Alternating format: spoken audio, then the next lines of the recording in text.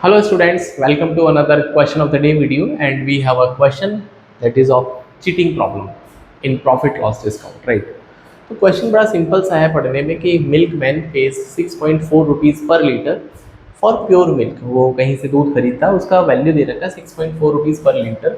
उसके बाद वो उसमें कुछ पानी ऐड करता है और उसके बाद इस मिक्सचर को 8 रुपीज़ पर लीटर के हिसाब से बेचता है और उसको मोटा मोटा 37.5% का फ़ायदा होता है।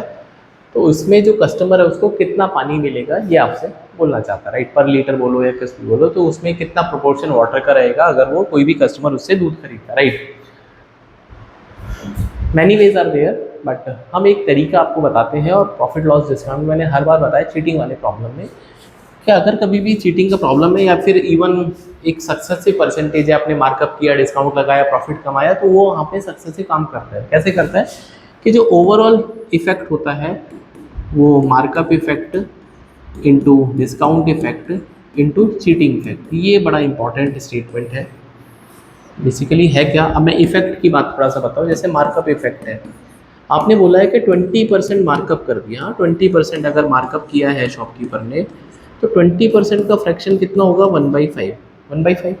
तो इसका मार्कअप इफेक्ट का मतलब क्या है भाई? इफेक्ट को पहले अगर मैं थोड़ा समझाऊँ आपको, इफेक्ट, तो इफेक्ट का मतलब होता है आउटपुट अपॉन इनपुट। आपको कितना पैसा आ रहा है और आपकी जेब से कितना पैसा जा रहा है, भाई यही तो प्रॉफिट धंधा हो का मतलब क्या होगा? बिजनेस का मतलब यही है कि आपकी जेब में कितना आ रहा है, आपने इन्वेस्टमेंट कितना किया। तो आउटपुट मतलब क्या है कि मार्कअप, अगर आपने 5 रुपये की चीज़ है जो कि आपकी इन्वेस्टमेंट है, लेकिन आप उस कस्टमर से 6 लेना चाहते हैं क्योंकि आपने 500 रुपये की जीन्स लगा के लाके और 600 रुपये का टैग लगा दिया। तो अगर कोई कस्टमर आपसे डिस्काउंट नहीं मांगेगा तो आप 600 रुपये की बेच दोगे उसको। सिंपल सी बात है, यही मतलब है, ठीक है?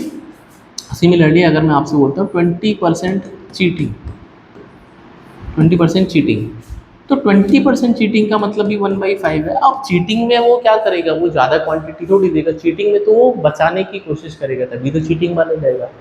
तो अगर मैं यहाँ पर चीटिंग इफेक्ट को देखता हूँ, इस केस में भाई देना था 5 और देगा वो 4, मतलब अपनी जेब से 4 रुपये का इन्वेस्टमेंट है, ये उसकी बचत है। हर 5 किलो पे 1 किलो बचाएगा। मान लो 5 किलो चीनी देनी है तो हर 5 किलो पे 1 किलो चीनी बचाएगा। तो उसकी जेब से तो इन्वेस्टमेंट 4 का होगा, लेकिन सामान के जो पैसे लेगा, वो कस्टमर से जो पैसे चार्ज करेगा वो 5 यूनिट के चार्ज करेगा।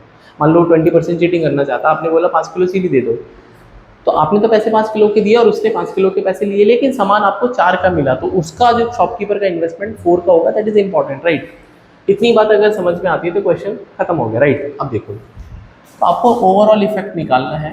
तो यहाँ पर कुछ नहीं हो रहा है, दैट इज़ यहाँ पे एक तरह से मार्कअप हो रहा है और उसके बाद चीटिंग हो रहा है। ये मार्कअप ही तो है, 6.4 रुपये की चीज़ को उसने 8 पे बेच रहा है, तो एक तरह से प्योर प्रॉफिट तो यहाँ कमा ही रहा, मार्कअप कर रहा है, राइट? तो मार्कअप करने का मतलब क्या है कि उसको 8 रुपये की चीज़ है और उसने उसको 6.4 पे खरीदा है, तो ये उसका आउटपुट है, इसका इनपुट है।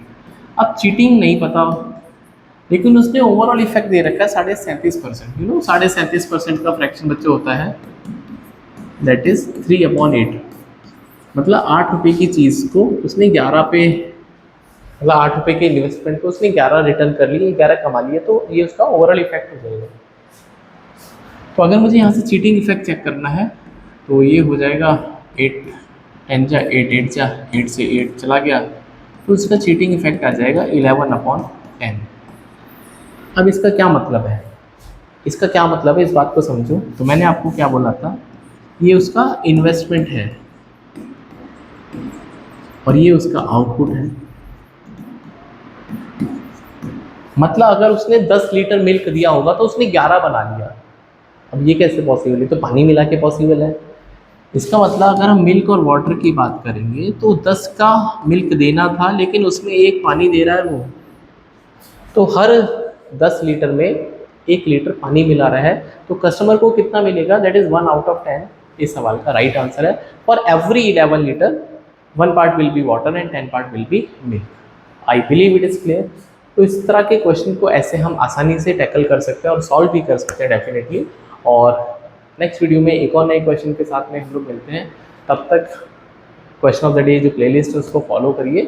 You will be having good questions there, concept अच्छे होंगे, कंसोलिडेशन होगा आपको कंसेप्ट्स का, और जो भी क्वेश्चन आपको शायद से दिखते हो कहीं कहीं, उनका सोल्यूशन आपको ज़रूर मिलेगा। So see in the next video, till then bye, take care.